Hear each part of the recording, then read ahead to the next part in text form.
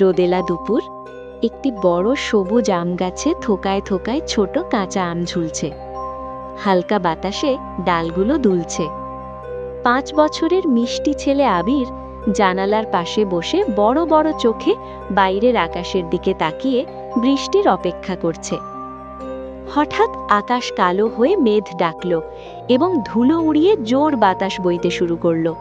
গাছের পাতাগুলো পাগল পাড়া হয়ে নড়ছে। ঝড়ের শব্দ শুনে আবির খুশিতে চিৎকার করে 2 হাত ছড়িয়ে বাগানের দিকে আম কুড়াতে দৌড়ে যাচ্ছে।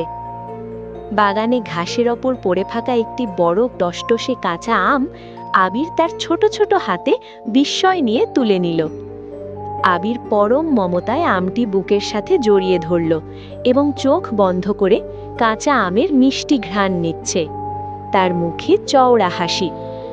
বৃষ্টির বিকেলে আবির আর তার মা বারান্দায় বসে লবণ মরিচ দিয়ে আম মাখা খাচ্ছে।